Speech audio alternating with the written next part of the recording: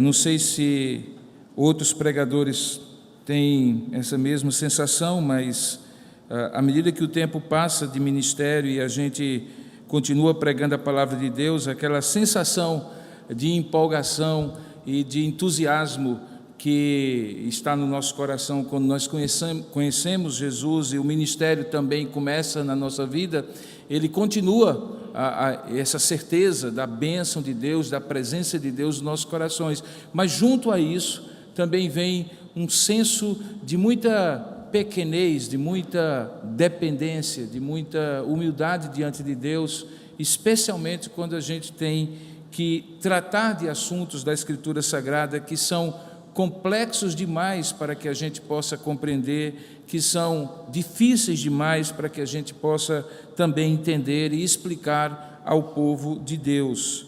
Hoje pela manhã nós começamos esta dupla exposição que nós demos o título figurativo de Amor nos Tempos de Cólera, e que talvez o ideal era que tivesse o nome de Providência nos tempos de cólera, ou nos tempos de doenças, de crises, de pandemias e assim por diante.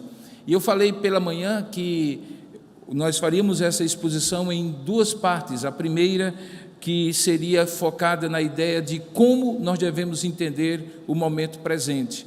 E hoje à noite, de como nós deveríamos ou devemos enfrentar o momento presente. Então, pela manhã, quando nós abordamos como nós devemos entender esse momento presente, e obviamente que eu estou me referindo ao contexto dessa crise sanitária, dessa crise de saúde pública, eu estabeleci um ponto, uma ótica, e até usei a ilustração das duas lentes que nós precisamos ter, um ponto, um fundamento para que a gente possa compreender todas as coisas, e especialmente a realidade da vida. E ela está ancorada, essa compreensão, no decreto de Deus, de que Deus decretou todas as coisas, e como manifestação desse decreto, Ele cria todas as coisas de acordo com esse propósito original, por isso que todas as coisas têm um sentido, têm um propósito, todos os seres criados por Deus cumprem um determinado objetivo, que Deus, no seu plano perfeito, santo, sábio, bondoso, poderoso, soberano, estabeleceu, e por isso criou todas as coisas com um determinado propósito, e ao mesmo tempo que esse plano é mantido, esse propósito é mantido por Deus, e nós estamos então falando não apenas de criação, mas de providência. E nós entendemos que a providência de Deus é quando Deus provê todas as coisas, sustenta pela palavra do seu poder tudo o que Ele cria, mas também direciona, ordena, controla todas as coisas. E isso é extremamente importante que tenhamos em mente e no coração, quando nós vamos tentar compreender por que, por exemplo, coisas desagradáveis acontecem na nossa vida e que muitas vezes nós compreendemos como coisas ruins.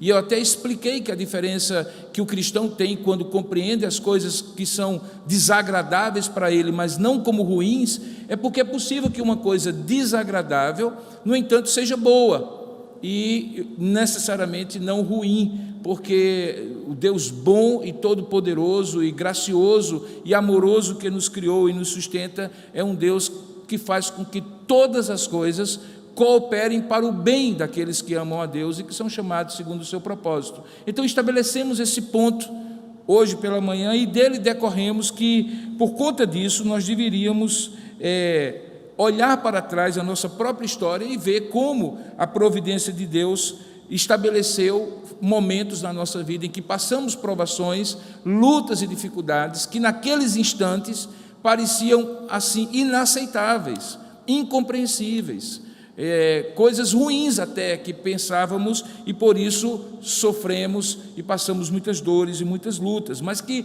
depois, olhando para trás, essas coisas tinham tido um sentido, tinham tido um propósito. Deus havia de alguma forma usado estas coisas numa direção, e a direção era para o nosso bem, e que nós só aprendemos isso depois. Vimos também que isso significa confiar, portanto, nessa providência divina. O mesmo Deus que fez casos e mais casos na nossa vida dessa maneira, mantém de maneira coerente esse propósito de nos abençoar, e, portanto, podemos confiar que nada acontece por acaso, que Deus controla tudo e sobre todos, e que a sua mão invisível é a mão que ordena a nossa vida e direciona, mesmo quando temos que passar por vales da sombra da morte. Consequentemente, porque isso tudo é muito misterioso para nós, então nós precisamos suplicar a Deus por sabedoria para saber como enfrentar, porque não temos condições humanas limitadas de compreender todas as coisas, especialmente aquelas que estão acontecendo agora, entendendo qual é o propósito que eventualmente haveria entre elas. Então, tudo isso nós fundamentamos pela manhã para mostrar que, se temos que aprender como lidar com situações de crise, de pontos críticos na nossa vida, como esse que nós estamos vivendo, de maneira global e particularmente no nosso país, nós não poderemos entender sem estabelecer essas verdades, senão nós estamos tentando ver a realidade com os olhos errados e com as lentes erradas. E aí, obviamente, nós cometemos equívocos, interpretando às vezes coisas que de fato não são como parecem ser. Então, hoje à noite eu gostaria de olhar para a Escritura Sagrada e, com os irmãos, refletir, à luz do que está escrito, à luz do que Deus iluminar o nosso entendimento, sobre quais são os propósitos que Deus tem numa crise como essa e como devemos enfrentá-la, como nós devemos lidar com elas. E para isso eu convido vocês a abrirem a palavra de Deus e não estranhem o texto, porque parece não ter nada a ver com o que nós vamos falar, mas você vai entender depois. Abra, por gentileza, em Êxodo capítulo 19, no verso 1 até o verso 6. Êxodo capítulo 19, do verso 1 ao verso 6. Esse texto fará sentido para você à medida que eu for expondo nessa perspectiva do que eu gostaria de compartilhar com os irmãos nesta noite. Nós estamos em pleno Monte Sinai, nesse texto, 3 meses depois que o povo saiu do Egito, naquele grande livramento que Deus fez, quando abriu o Mar Vermelho, quando castigou a terra do Egito com 10 pragas, quando demonstrou qual era o propósito que ele tinha para o seu povo, e então 3 meses depois, eles chegam ao sopé do Monte Sinai. Diz o texto que no 3º mês da saída dos filhos de Israel da terra do Egito, no 1º mês, ou no 1º dia desse mês, chegaram ao deserto do Sinai. E tendo partido de Refidim, vieram ao deserto do Sinai, no qual se acamparam ali, pois se acampou Israel em frente do monte, onde eles receberiam a lei. Ali, calcula-se que eles passaram cerca de 2 anos acampados. Não fica muito claro no texto, mas a cronologia nos permite, então, ver que foram 2 meses que eles ficaram ali, 2 anos, desculpe, que eles ficaram ali no Monte Sinai. E diz o texto, então, que subiu Moisés a Deus, e do monte o Senhor o chamou e lhe disse: assim falarás à casa de Jacó e anunciarás o que fiz aos egípcios, como vos levei sobre asas de águia e vos acheguei a mim. Agora, pois, se diligentemente ouvirdes a minha voz e guardardes a minha aliança, então sereis a minha propriedade peculiar dentre todos os povos, porque toda a terra é minha. Vós me sereis reino de sacerdotes e nação santa, e são estas as palavras que falarás aos filhos de Israel. Que Deus então aplique a sua palavra nesses poucos 6 versos que nos ajudam a compreender como o povo da aliança pode lidar com situações de crise, justamente porque foi chamado para ser um povo da aliança sobre a terra. E é isso que nós iremos refletir agora. Eu convido você a pedir comigo a iluminação do Senhor da aliança, para que possa nos abrir o entendimento e compreender o que nós precisamos aprender nessa noite. Eu já lhe dei um pouco do contexto. Esse povo havia passado 430 anos no Egito, obviamente não eles, mas o povo de Israel, que havia sido levado para aquela região, o império mais poderoso da época, pelas circunstâncias que fizeram com que a família de Jacó precisasse estar lá e o seu filho mais novo, até então José, acabasse se tornando o segundo homem ali no Egito. Eles passaram gerações e mais gerações, havia uma promessa de Deus a Abraão, dizendo que depois da terceira ou quarta geração, o Senhor os resgataria, como de fato aconteceu. A passagem pelo Mar Vermelho é um dos episódios de grande manifestação do poder de Deus, que é relembrado ao longo da história do Antigo Testamento, mas até o momento em que eles passam, até que isso aconteça, vocês se recordam, as crianças de maneira muito particular, que houve uma sucessão de sinais e demonstrações de poder de Deus, que ficaram conhecidos como as 10 pragas do Egito, pelas quais esse povo e aquela terra teve que passar, para entender qual era o propósito que Deus tinha, e que não era simplesmente de castigar o Egito e jogar pragas sobre ele, mas trazer para si e cumprir a sua promessa, resgatando um povo que estava lá, mas que precisava sair de lá. Se você se lembra do contexto, em Êxodo capítulo 3, Deus chamou Moisés, depois de uma série de circunstâncias pessoais, que o fizeram por 40 anos habitar na própria corte do faraó. Deus tem certas ironias, para esconder o que seria libertador, ele coloca o homem justamente no meio do faraó, na casa de faraó, e acaba sendo adotado pela filha de faraó. 40 anos depois ele se envolve numa série de circunstâncias e está no deserto de Midian, tomando conta de ovelhas, e lá numa sarça, um arbusto do deserto, Deus o chama para uma obra, para uma missão, que era chegar para Faraó e dizer: deixa o meu povo ir, porque eu estou resgatando agora e cumprindo a minha promessa que fiz a Abraão, que esse povo sairia e eu lhe daria uma terra. A terra era a terra prometida. Tudo o que acontece em termos de juízo de Deus sobre o Egito, acontece não porque Deus teria prazer em fazer isso, mas para demonstrar o seu poder. Cada uma daquelas pragas estava relacionada a um Deus que os egípcios adoravam, como o Nilo, quando se transformou em águas de sangue. Deus estava ali de maneira muito clara subjugando aquele suposto Deus que era o Deus Nilo para os egípcios. Mas mais do que isso, Deus tinha um propósito de, por meio das pragas, estabelecer o seu juízo, a demonstrar o seu poder, estabelecer a sua vontade soberana e resgatar um povo. Para quê? Para entrar em aliança com esse povo. E aqui você precisa talvez compreender a primeira grande verdade de como é que, quando a gente entende o eterno decreto de Deus, que fica sendo revelado na Escritura Sagrada, nós devemos entender as circunstâncias. Eu vou fazer uma afirmativa com todo o risco de ser mal compreendido. Tudo o que acontece no mundo acontece em função de um propósito redentor de Deus de resgatar para si um povo. A história real não é a história que a gente vê no telejornal. A história real não é aquilo que está na história, nos livros de história. Essa é a maneira como o homem compreende a história, de maneira cronológica, fatos e eventos que vão se desencadeando.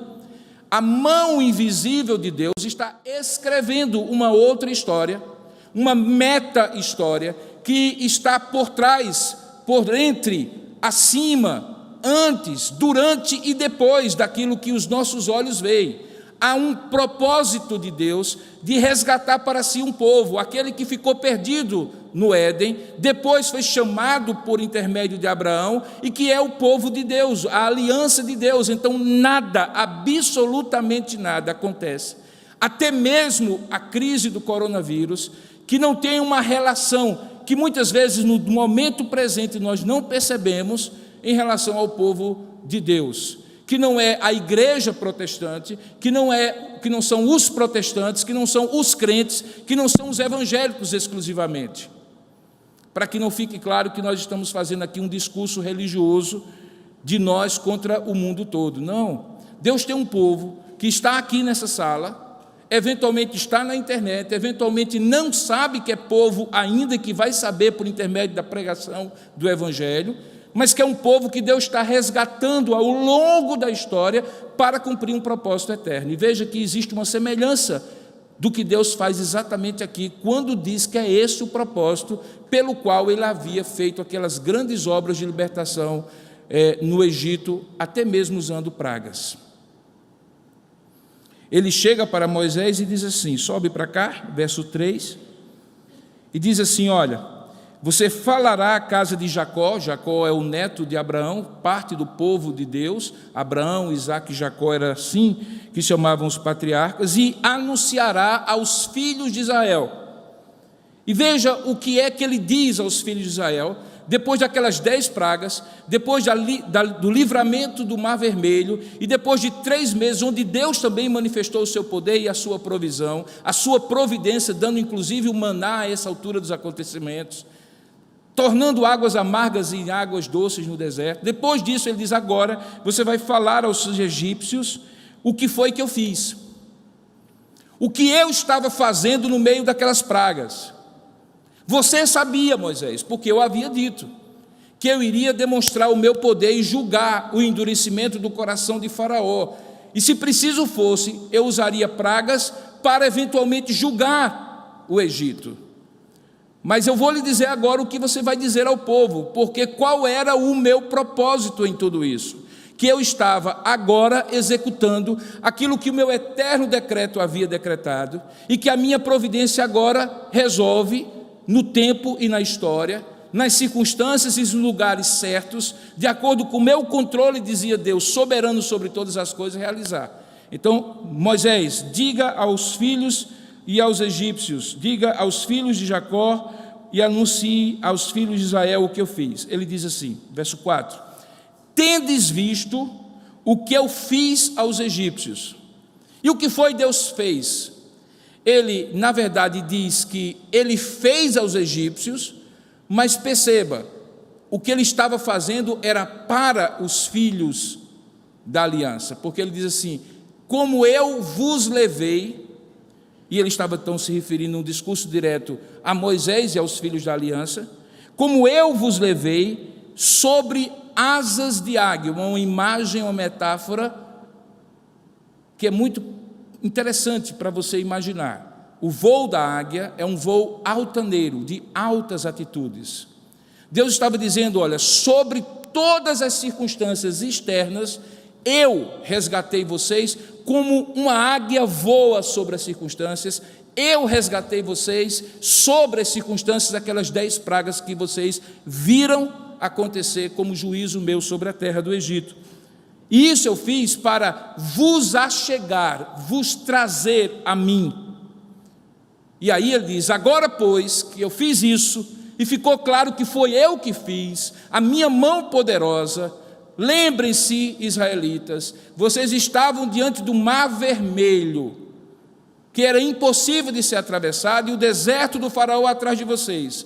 E eu abri o mar, não foi coincidência, não foi acaso, não foi a inteligência nem capacidade de vocês, fui eu que fiz isso, e eu fiz isso para que agora, que vocês já saíram, vocês diligentemente ouçam a minha voz e guardem a minha aliança. O que Deus está dizendo é que tudo o que Ele fez no Egito foi para isso.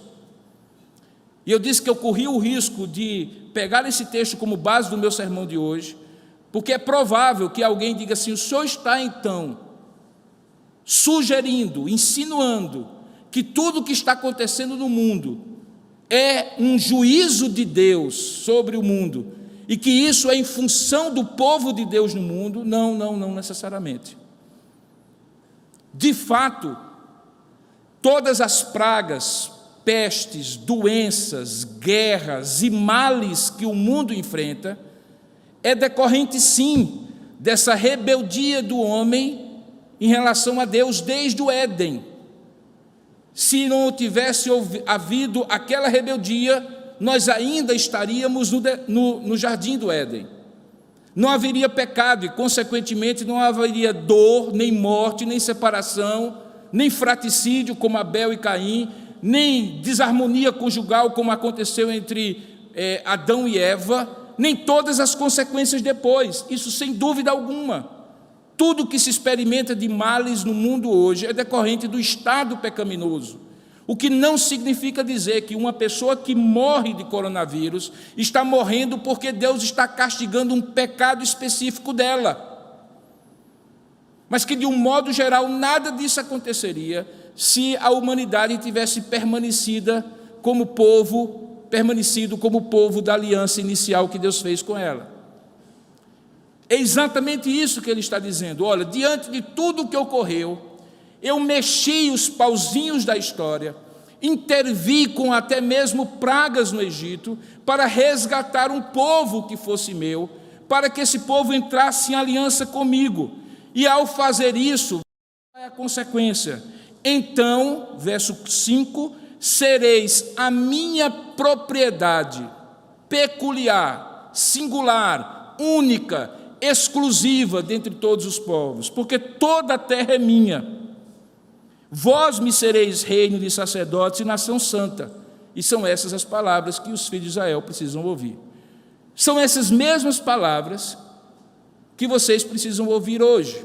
É que todas as circunstâncias, ainda que não estejam claras para nós, devem conduzir quem é filho da aliança a uma profunda reflexão do que significa ser esse filho da aliança.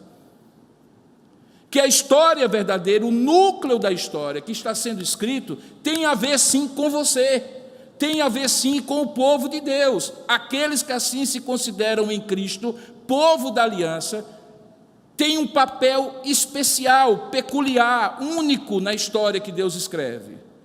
E por isso a nossa maneira de lidar com a crise não pode ser semelhante à maneira que outros tantos lidam.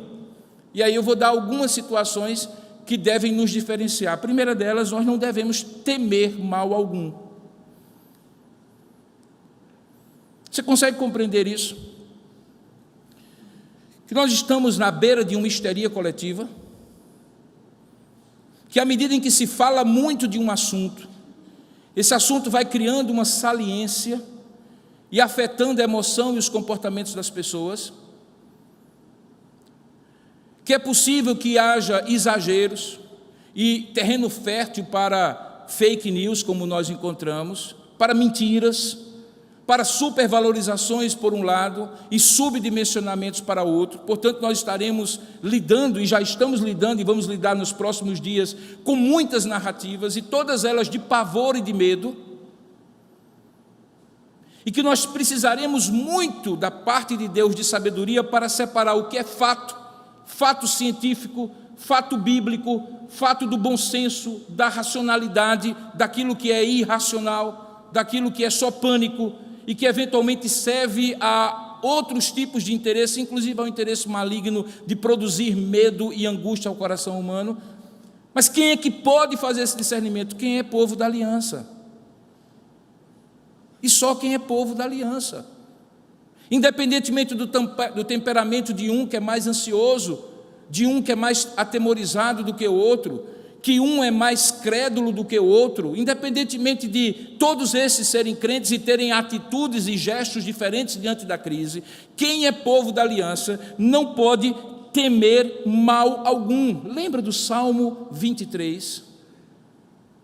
Que o Senhor é o meu pastor e nada me terei falta, que Ele, ao mesmo tempo que me leva para pastos verdejantes e águas tranquilas, Ele refrigera a minha alma, e se preciso for eu passar pelo vale da sombra da morte, não temerei mal algum, porque a tua vara e o teu cajado me consolam. Bondade e misericórdia certamente me seguirão todos os dias da minha vida. O que é isso senão uma confissão de confiança, uma confissão de fé, baseada no fato, irmãos, é que a nossa vida está à disposição de Deus. Quer morramos, quer vivamos, diz o apóstolo Paulo, somos do Senhor. Portanto, o medo pode avizinhar o nosso coração, mas não pode tomar conta da nossa alma, porque nós estamos livres desse tipo de ansiedade e de medo que nos faz agarrar a vida curta de 70, 80, 90 anos que nós temos aqui, como se ela fosse a única vida, e ela não é a única vida.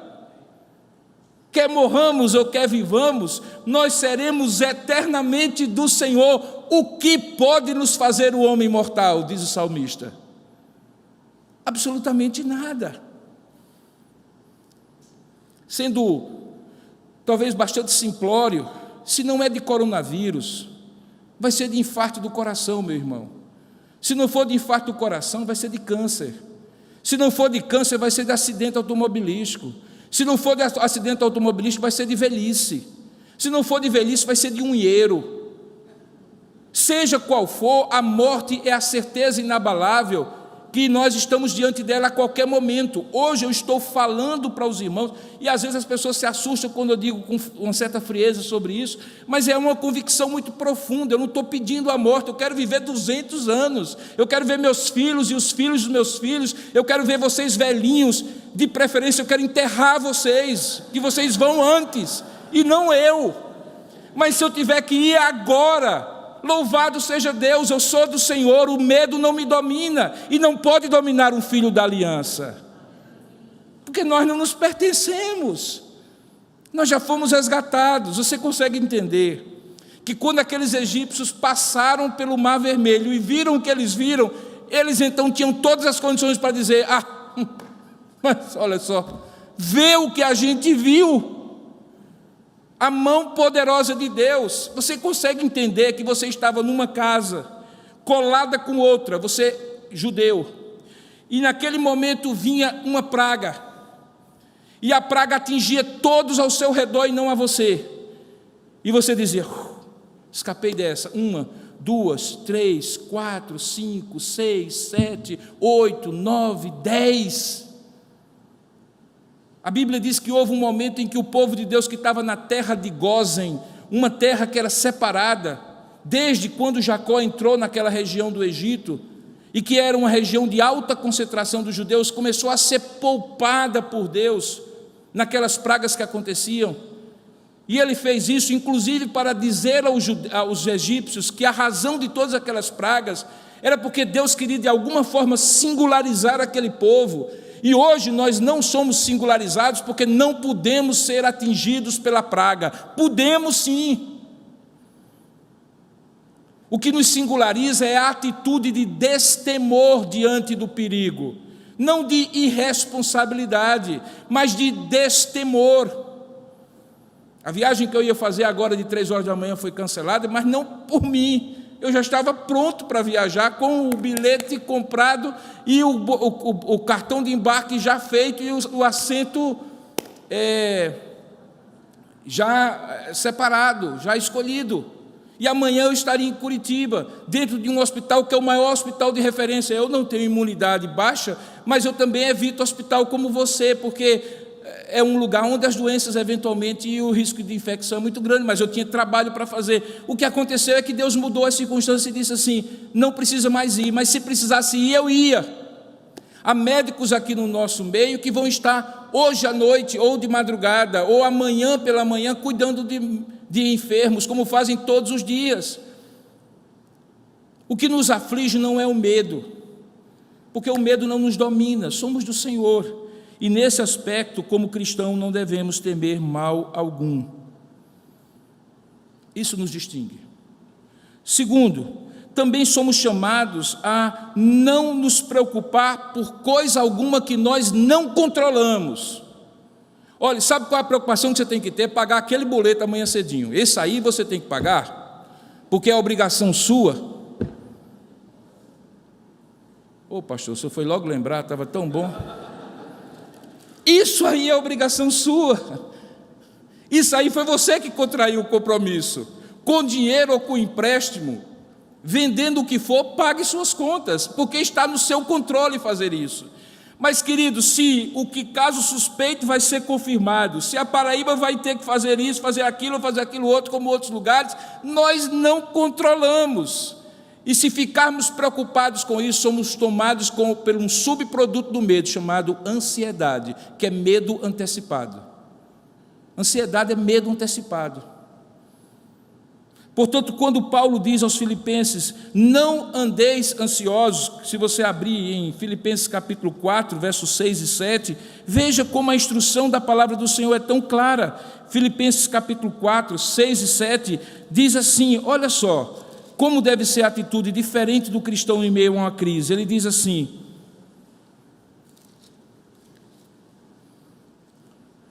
não andeis ansiosos de coisa alguma, em tudo, porém, ele mostra agora a atitude que contraria a ansiedade, que é o oposto da ansiedade. Em tudo, porém, sejam conhecidas diante de Deus as vossas petições, ao invés de ansiedade, oração. Pela oração e pela súplica, com ações de graças. E sabe qual é o produto dessa atitude? A paz de Deus, que excede todo entendimento, guardará o vosso coração e a vossa mente em Cristo Jesus. Prudência, sim. Bom senso, sim. Prevenção, sim. Ansiedade, não. Porque nós somos um povo peculiar. Não porque somos presbiterianos, mas você e eu somos, se você é, eu espero que você seja, eu sou povo da aliança, que passou já pelo Egito, que viu o Mar Vermelho se abrindo, que contemplou 10 pragas, e que viu que Deus cuida dos seus, e se tiver de passar pela provação, não passará sozinho, porque a tua vara e o teu cajado me consolam. As bondades e as misericórdias do Senhor me acompanharão todos os dias da minha vida, e habitarei na casa do Senhor para todo sempre.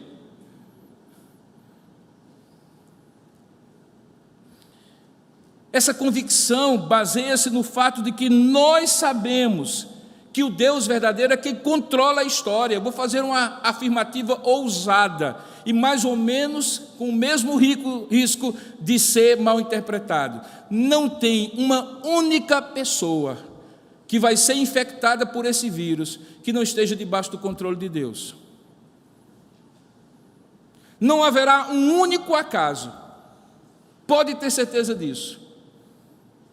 Nada, absolutamente nada.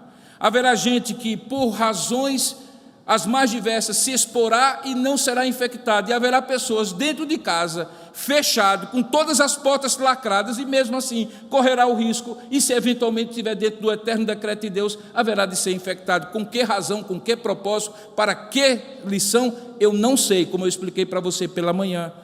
Nem tudo aquilo que nós temos e precisamos ter como detalhes nós temos, porque muitas coisas são encobertas ainda, porque nós não entendemos a vida, nem compreendemos as circunstâncias como Deus entende, compreende e controla. Mas uma coisa nós sabemos, Deus controla. Deus controla. E por isso é que nós resgatamos o texto de hoje pela manhã.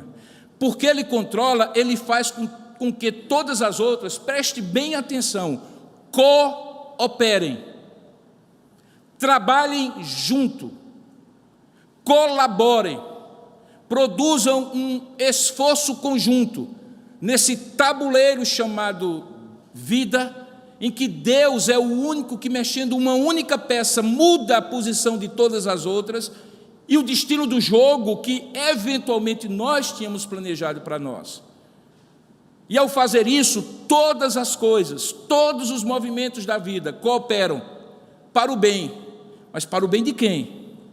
Daqueles que amam a Deus e que são chamados segundo o seu propósito. Quem são eles? O povo da aliança. Significa que Deus, na sua graça e misericórdia, não poupará vidas que não o reconhecem como Senhor? Não. Ele poupará, inclusive para que possam sentir o seu poder e a sua graça e o seu amor. Se serão voltados ou se voltarão para Deus ou não é outra história. Tem gente que Deus esfrega na cara o amor que ele tem ao longo da vida toda, e o sujeito resiste às evidências claras e inequívocas de que Deus o livrou, que Deus o amou, que Deus deu para ele todos os livramentos possíveis e imagináveis, e mesmo assim não reconhece nem se dobra ao Senhor. Imagine essa pessoa no dia do juízo, como ela vai estar quando ela não terá a mínima condição de dizer assim: o Senhor nunca fez para mim nenhuma demonstração do seu amor para comigo. Como? Aquele acidente do carro, você não viu que fui eu que livrei você? Naquela circunstância, não foi você que queria algo e eu não deixei? e depois você descobriu que o que eu não deixei era exatamente o que era melhor para você, porque o que você estava pedindo era uma desgraça para a sua vida. Então, quando Deus esfrega o seu amor nas circunstâncias para alguém, mesmo que esse ainda não seja o povo da aliança, é para que fique claro que uma oportunidade está sendo dada, uma chance está sendo manifesta, para que a pessoa reconheça e se volte para o Senhor. Eu estou dizendo que alguém que é da aliança não eventualmente no sentido humano, porque para Deus nunca haverá eventualidade, no sentido humano não será eventualmente ceifado. Não, pode acontecer inclusive com esse que está falando para você, mas isso não afetará o fato de que Deus controla todas as coisas e que todas as coisas cooperam para o bem daqueles que amam a Deus, são chamados segundo o seu propósito, inclusive morrer antes do que você imaginava que iria morrer. Essa é a razão porque nós dizemos que quando um crente morre, o Senhor tem alegria na morte dos seus santos, e ele descansa dos labores desta vida, para receber o galardão eterno. E Paulo chegava a dizer assim: olha, eu quero viver muito, porque tem muita coisa para fazer, mas eu quero dizer uma coisa para você, que melhor estar com Cristo do que estar aqui. Quem é o louco que diz uma coisa dessa, senão aquele que tem profunda convicção de que sua vida está nas mãos de Deus e que Deus controla todas as coisas? Paulo dizia: para mim o viver é bom, mas o morrer é lucro, é muito melhor. Quem diz isso? Se não for maluco, é porque é crente mesmo em Jesus Cristo. Terceira atitude é que, ao mesmo tempo que nós somos chamados a não ter medo e a não ser ansiosos, Deus nos diz que nós devemos ser os mais prudentes e sábios numa situação de crise. O que a gente escuta saindo da boca de crente, de tolice, nos dias de hoje, quando se enfrenta uma crise, mostra muito o nível de compreensão da palavra de Deus que muitos crentes têm. Porque a gente escuta alguns absurdos. As pessoas esquecem que confiança não é sinônimo de irresponsabilidade. As pessoas esquecem que cuidar de si, da própria vida, embora esteja pronto para morrer se preciso for, é cuidar do templo do Espírito Santo e aproveitar cada minuto da vida que Deus deu para viver para a glória de Deus. Portanto, eu quero sim viver 200 anos. E eu não farei nada que possa eventualmente me colocar num risco de viver menos do que eu poderia viver e servir menos do que eu poderia servir e abençoar menos do que eu poderia abençoar as vidas ao meu redor. Portanto, eu não posso ser irresponsável. A Bíblia nos ensina a sermos prudentes e sábios. Jesus chega a dizer em Marcos capítulo 12, verso 31, uma expressão que ficou conhecida para a história. Se você puder abrir, veja o que ele diz. Marcos capítulo 12, verso 31, ele diz assim, é esse mesmo? Eu acho que não. Desculpe. Ele diz que nós devemos ser prudentes como as serpentes e simples como as pombas. É quando ele envia os seus discípulos e diz que eles devem ser prudentes como as serpentes, porque são enviados como ovelhas perante lobos. Então, se nós temos, por exemplo, até hoje à tarde, uma permissão da autoridade de saúde pública do município e do estado para nos reunir, desde que nós tenhamos os cuidados necessários, nós vamos nos reunir. Mas se hoje à tarde a autoridade médica diz que a partir de amanhã, para o benefício de toda a coletividade, por prudência, sabedoria e bom senso, nós devemos evitar cultos como esse, domingo nós não vamos ter igreja, irmãos, vamos ter pela internet. Obrigado, querido. Mateus 10. Então perceba, nós estamos sendo sábios e estamos sendo prudentes, porque confiar em Deus não é ser irresponsável. Veja que no Catecismo Maior de Westminster, a resposta à pergunta 135 afirma que o nosso dever em obediência ao 6º mandamento é ter todo o cuidado e envidar todos os esforços legítimos para preservar a nossa vida e a de outros. É dever do cristão, portanto, e nesse aspecto, ele não é um suicida porque ele confia em Deus, ele não é um kamikaze que despreza o risco. Por isso que é tolo quando um cristão diz assim: ninguém antecipa a hora da própria morte, e portanto eu vou dirigir de maneira descuidada, eu não vou tomar cuidado num momento de crise como esse, eu não estou nem aí, porque o que é de Deus vem e o que não é. Isso é fatalismo, não é convicção da vontade soberana de Deus, porque dentro da providência de Deus, preste bem atenção, Ele usa os meios humanos, ou como eu coloquei no vídeo que eu convidei você para essa exposição, a providência de Deus se revela muitas vezes por meio das providências humanas. Ele pode não usar as providências humanas? Pode, porque Ele é soberano, mas frequentemente Ele usa as providências humanas para executar a providência divina. Portanto, eu tenho sim uma obrigação de cuidar disso. Um querido colega, reverendo Alain René, do São Luís, Maranhão, ele transcreveu uma história muito interessante que ele leu recentemente num artigo de um rabino, Moshe Daniel Levine, no qual ele alerta, segundo o reverendo Alain René, para a figura do tolo piedoso, ou, em bom português, o crente besta. O tolo piedoso em dias de coronavírus, era o artigo. Então ele diz que, de acordo com ele, o judaísmo, de acordo com esse rabino, Moshe Daniel Levine, o judaísmo nunca foi uma tradição religiosa que privilegiou a observância religiosa meticulosa em detrimento do cuidado pessoal com a saúde. A gente tem, por exemplo, em Levítico 13, ordens de isolamento e quarentena, como ordem de saúde pública em plena lei de Moisés. Quer ler? Vá lá e leia. Então, quando alguém diz assim, conversa, a gente não deveria pensar, é falta de fé, é porque não conhece a Bíblia, é um tolo piedoso, um crente besta. Porque se na Bíblia diz que quando o povo estivesse ajuntado e houvesse praga, aquela pessoa deveria ser isolada, o que é isso senão uma situação semelhante àquela que nós vivemos hoje? Se quando a Bíblia diz que não deveria se colocar o lugar do banheiro, da latrina pública do acampamento de Israel em lugares altos e o acampamento embaixo, o que é isso senão cuidados para que os coliformes fecais não contaminem o lençol freático e a água que o acampamento precisava tomar? Está na Bíblia, irmãos.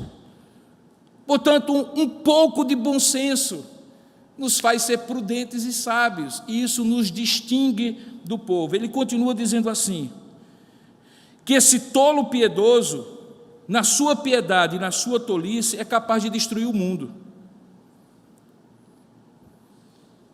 Porque ele força que observâncias religiosas tiradas do contexto sejam obrigatórias em detrimento da saúde e do bem-estar.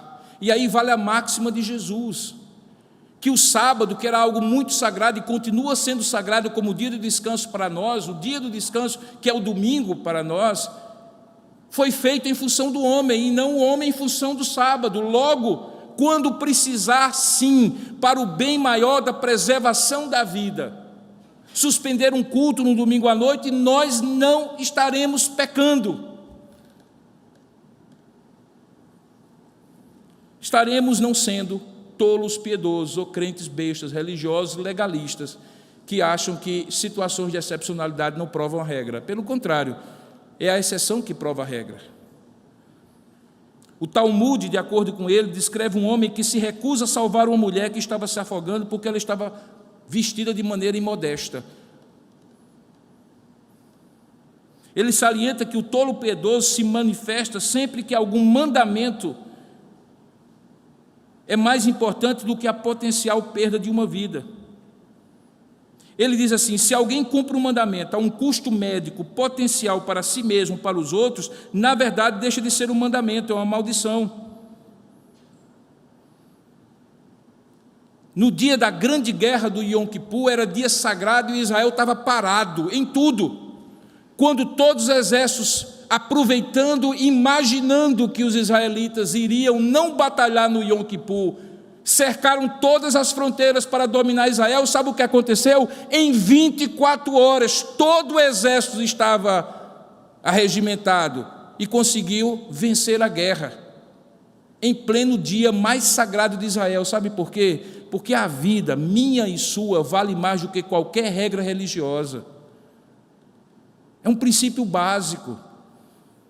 Se você está em guerra, como aconteceu com muitos cristãos na Europa, que eram instados pelos nazistas a dizer onde os judeus fugitivos estavam, alguns deles estavam escondidos na casa de cristãos, principalmente na Holanda. Se você quiser ler sobre isso, leia um livro chamado Refúgio Secreto, de Corrie ten Boom, uma mulher que morreu no Senhor, já está com Deus, mas que fez uma obra maravilhosa de esconder muitos judeus dos nazistas. E sabe o que elas faziam para esconder? Elas mentiam.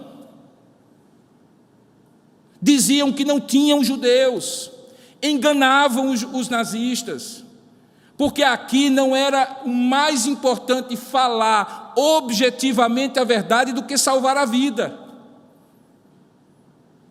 Então, quando eu, por uma interpretação religiosa semelhante à dos Testemunhos de Jeová, acho que não devo fazer transfusão de sangue, e estou prestes a perder uma pessoa da minha família ou a mim mesmo, porque precisa de uma transfusão de sangue, eu não faço, eu estou pecando contra o Senhor, porque mais importante do que a minha convicção religiosa é a vida de alguém, o bem supremo, o maior bem que Deus nos deu. Nessas circunstâncias que nós vamos viver, se é que nós vamos chegar à severidade dessa pandemia no nosso estado, na nossa cidade, é possível que talvez em alguns momentos você vai ter que fazer uma opção ética semelhante ao que alguns cristãos fizeram. Em 1918, grande parte das igrejas da Europa e dos Estados Unidos fecharam as portas por meses, porque estava graçando a famosa gripe espanhola, que matava milhares de pessoas diariamente. E as igrejas ficaram sem frequência durante semanas. E eles voltaram ao início de tudo. E como era o início de tudo? Como eu chamei na minha postagem de culto das antigas. Qual era o culto das antigas? Marido, mulher e os filhos em casa. Quem sabe assim os crentes aprendem a voltar a valorizar o culto doméstico. Quem sabe se é por isso, hein? Talvez até seja uma das peças que Deus vai mudar. Que todos os sermões dos pastores dizendo que é preciso que a família tenha uma devoção doméstica serão inúteis. Ele manda um coronavírusinho aí para quem sabe ensinar a gente. Isso é ensinamento, queridos irmãos, ao longo da história. Eu citei pela manhã e vou voltar a dizer. Entre o ano de 249 a 262, depois de Cristo, a civilização ocidental foi devastada por uma das pandemias mais mortais da sua história. Como eu disse hoje pela manhã, aquela praga que não se sabia exatamente qual era a origem, ela chegou a matar em Roma cerca de 5.000 pessoas por dia. Uma testemunha ocular daquela época, o bispo Dionísio de Alexandria, escreveu que, embora cristãos e não cristãos morressem naquela praga, todo o impacto caiu sobre aqueles que não eram cristãos. E ele explica como. É porque todos começaram a perceber a diferença entre as respostas e atitudes dos cristãos e dos não cristãos à praga. E aí eu abro citação para dizer o que ele escreveu. Ele diz assim: no início, os que não eram cristãos empurravam os doentes para longe e expulsavam seus próprios entes queridos da casa, jogando-os nas estradas antes mesmo de morrerem e tratando cadáveres não enterrados como se fosse terra, esperando assim evitar a propagação e o contágio da doença fatal, mas mesmo fazendo tudo o que podiam, achavam que seria difícil escapar. Mas um século depois, o imperador Juliano, tentando conter o crescimento do cristianismo após aquela praga, lidera uma campanha para que os pagãos tivessem os mesmos atos de caridade dos cristãos no meio daquela praga. Numa carta que ele escreve em 362, Juliano reclama dos que não eram cristãos, dizendo assim, que eles deveriam ter mais benevolência para com seus estranhos, mais cuidado pelos túmulos dos mortos e pela pretensa santidade de suas vidas, como os cristãos tinham. No livro A Ascensão do Cristianismo, de Rodney Stark, ele diz o seguinte, que Juliano instou os sacerdotes pagãos a condizerem suas atitudes com as práticas cristãs, mas houve pouca ou nenhuma resposta, porque eles não tinham fundamento teológico para acreditar que havia santidade naqueles corpos e naquelas vidas. E ele diz assim, é uma vergonha, Juliano dizia, é uma vergonha que os ímpios galileus, referindo-se aos cristãos, apoiassem não apenas os seus próprios pobres, mas também os pobres dos outros que não eram cristãos. De acordo com Dionísio, aquela praga se viu como, abre aspas, educação e teste para os cristãos. A descrição detalhada que ele faz de como os cristãos reagiram à praga em Alexandria é de que eles acabaram dando um exemplo de como deveriam agir as melhores pessoas diante de uma crise. E ele cita o seguinte, muitos de nossos irmãos cristãos mostraram amor e lealdade ilimitados, nunca poupando a si mesmos e pensando apenas no seu próximo. Indiferentes ao perigo, eles cuidavam dos enfermos, atendendo a todas as suas necessidades e ministrando-os em Cristo. E com eles partiram desta vida serenamente felizes, porque adoeceram e morreram, pois foram infectados como outros ou por outros com a doença, provocando em si mesmos a doença de seus vizinhos e aceitando alegremente suas dores, por amor ao próximo. Eu não sei se algum sabe, talvez alguma enfermeira aqui sabe, que a patrona ou a patronesse da enfermagem era uma criança, ou desculpa, era uma cristã, que criou a profissão moderna de enfermagem, quando sacrificou-se cuidando das pessoas em situações de crise, quando não havia hospitais estabelecidos. O impacto desse tipo de serviço cristão foi duplo. Primeiro, mostrou que o cristão não teme nem a vida nem a morte, e está disposto a amar ao próximo, a mesmo quando perde a sua própria vida. E isso fez com que muitas outras pessoas achassem que esse era o momento de mudarem de vida e pensarem na possibilidade de se tornarem cristãos. Isso no século 3 e 4 depois de Cristo.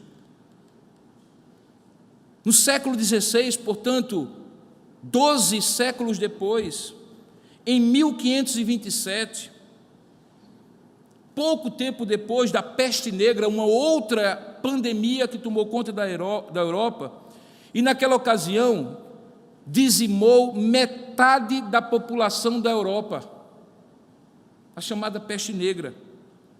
Lutero, em Wittenberg, escreveu uma carta, uma famosa carta para um querido pastor, amigo dele, dizendo o seguinte, o título da casa é Se alguém deve fugir de uma praga mortal, porque as ovelhas dele estavam perguntando como deveria ser a atitude de um pastor diante de uma praga mortal.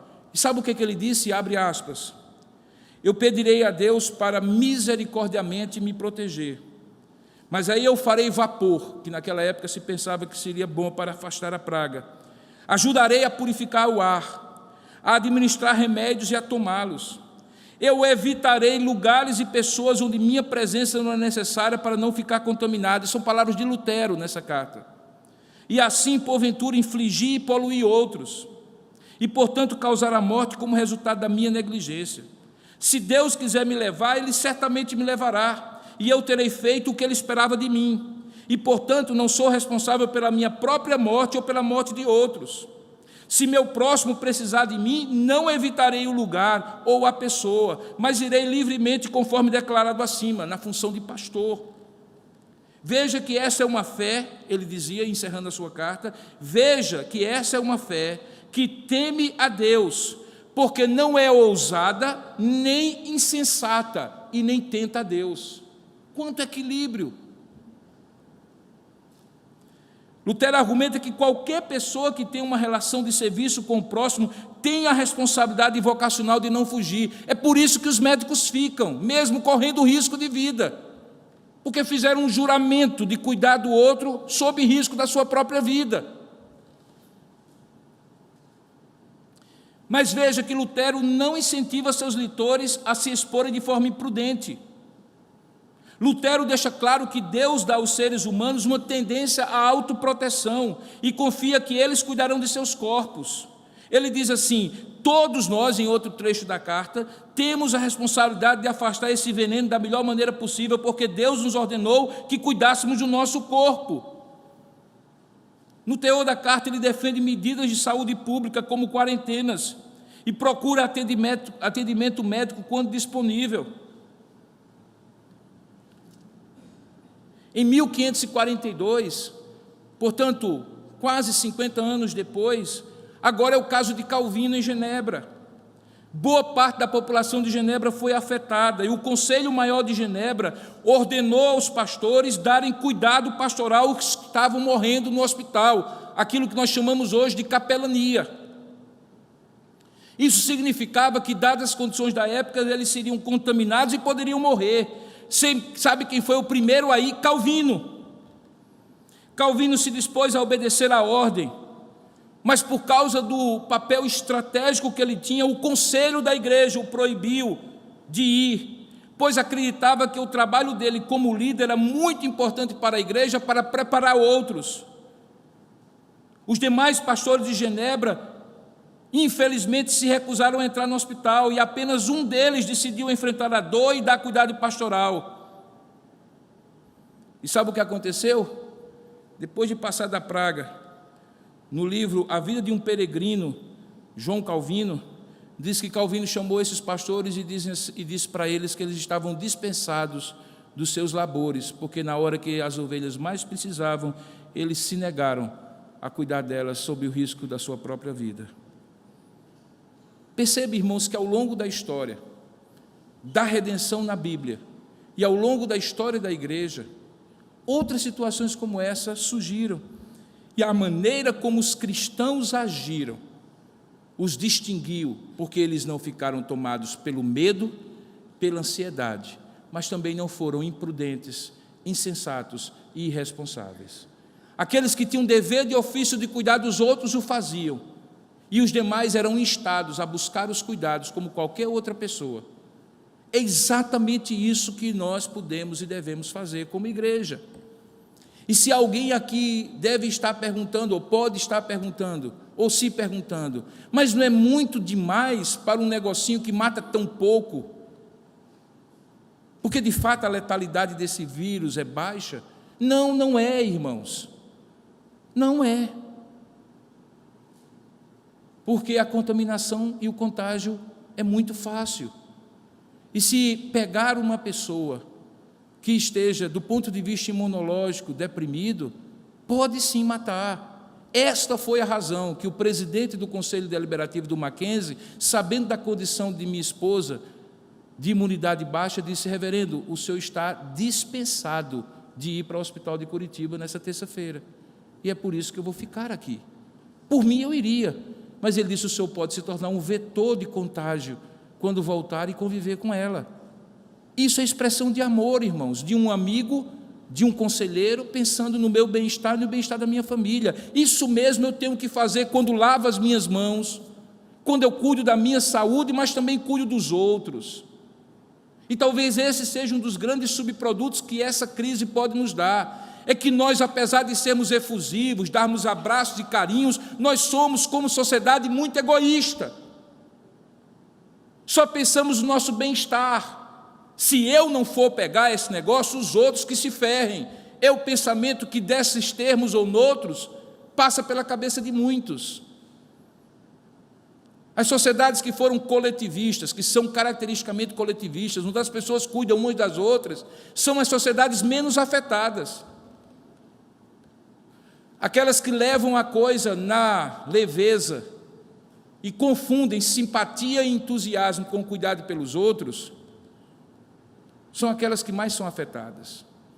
Quando minha esposa esteve doente nos Estados Unidos, e que muitos criticavam a frieza dos americanos, de maneira muito prática, enquanto os brasileiros telefonavam chorando e dizendo: ah, que pena, pastor, mas nada faziam, foram os americanos que fizeram uma lista para todos os dias trazer comida para a gente, porque eu tinha que cuidar de 2 crianças e da minha esposa doente. O que isso diz de uma sociedade? Diz que às vezes, irmãos, cuidado e amor não tem a ver com afeto, abraço, beijo e carinho, tem a ver com cuidado concreto pelo outro. E numa situação como essa, os cristãos são chamados a tomar uma atitude diferente. Perceba como a Bíblia, e isso é o que me encanta na palavra de Deus, ela não é um manual para você ir para o céu. Ela é, antes de tudo, uma regra de fé e prática para você viver como cristão aqui enquanto você estiver. Ela tem aplicações práticas para todas as circunstâncias da vida, e não teria como não ter para essa circunstância. Portanto, algumas aplicações práticas para encerrar, porque o sermão está ficando mais do que longo. Primeiro, resista ao medo.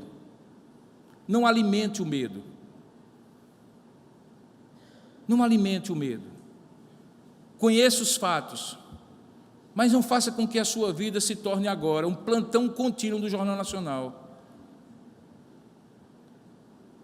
Porque isso retroalimenta o medo. Porque posso dizer com certeza, para vender muito, para ter muita audiência, notícia boa não vende, é notícia ruim que vende mesmo. Então as manchetes serão cada vez mais catastróficas. Separe com discernimento o que pode lhe ajudar a entender melhor a situação, mas não se alimente nem alimente o medo. Não alimente também a ansiedade. Toma as providências que eu e você deveríamos tomar numa situação normal. Numa situação normal, a gente deveria lavar mais as mãos do que a gente lava, não é verdade? Numa situação normal, a gente deveria usar álcool gel todas as vezes que a gente saísse do banheiro. Numa situação normal, a gente deveria, quando tivesse com um resfriado, ficar em casa. Numa situação normal, a gente deveria evitar certas aproximações e certas maneiras de agir, de cutucar o nariz, de botar a mão na boca, de esfregar os olhos, numa situação normal.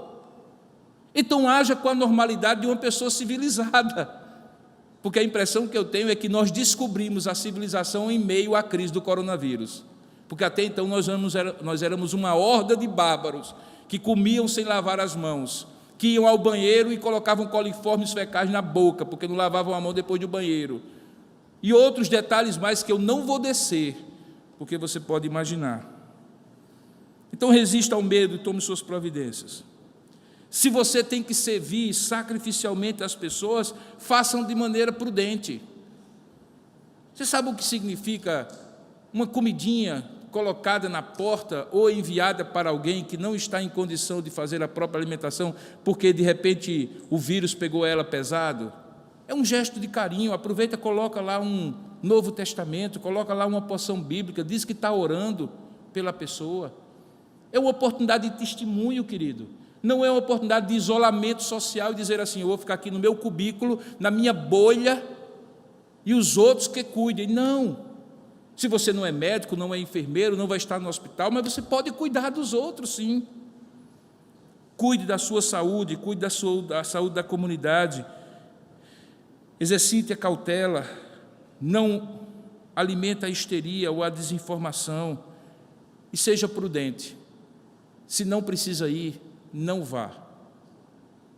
Se pode evitar, evite.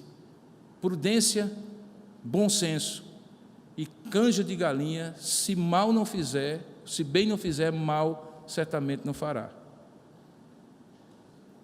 Perceba então que, com essas recomendações teológicas e históricas que baseiam a vida prática da gente, eu espero ter feito o meu serviço como pastor. E o meu serviço como pastor é orientar o rebanho, como eu creio que orientei agora. Que Deus nos dê graça e misericórdia de ouvir essas recomendações como recomendações do Senhor. Ó Deus amado e querido Pai, tenha misericórdia de nós. Tenha misericórdia para que essas palavras, de alguma forma, para nós que estamos aqui, para aqueles que estão acompanhando à distância, sejam palavras de exortação, mas também de conforto, de encorajamento, sabendo que, de fato, nossa vida está nas Tuas mãos. Mas, ao mesmo tempo que ela está nas Tuas mãos, o Senhor nos devolveu a cada dia a vida para cuidar dela, assim como tu fazes com tantas outras coisas. Tu nos dás uma família, mas nos ensina a edificar o lar. Tu nos dás um casamento, mas diz que com sabedoria nós devemos cultivá-lo. Tu nos dá emprego, mas também nos dá a capacidade, a inteligência e a responsabilidade de cumprir nossas obrigações. Portanto, tu nos dás a vida para cuidar dela. Ajuda-nos a cuidar com sabedoria e prudência, mas também com fé e confiança no Senhor, que o Senhor está no controle de todas as coisas. Eu te rogo nesse momento, por cada família que está aqui representada, e também por aqueles que não estão aqui, mas são nossos amados e queridos, para que o Senhor os guarde, os proteja. Oramos por aqueles que já estão infectados por esse vírus, especialmente aqueles que estão em situação mais grave. Poupa vidas, permita, Senhor, que eles compreendam o Teu amor e não o Teu juízo por meio dessas enfermidades, que eles compreendam que o Senhor está dando uma chance de refletirem sobre a brevidade da vida, sobre a fragilidade da vida, porque de fato ela é frágil e breve, e que isso faça-os voltar para Ti. Se for do Teu propósito, cura-os, usa os médicos. Nós queremos orar de maneira muito especial pelos médicos, enfermeiros, profissionais de saúde, especificamente os da nossa igreja, mas também de outros lugares, inclusive aqueles que não Te reconhecem como Senhor e Salvador de suas vidas. Poupa-os, que eles sejam poupados por Ti na medida em que cuidam de outros, e que assim nós possamos ter saúde de volta a esse país que é tão amado, esse mundo que é tão amado por Ti, mas ao mesmo tempo, muitas vezes, frequentemente, que se esquece de Ti e Te despreza. Tenha misericórdia de nós, os abençoa e nos proteja de todo o mal. É o que nós oramos em nome de Jesus. Amém e amém. Podemos sentar, irmãos.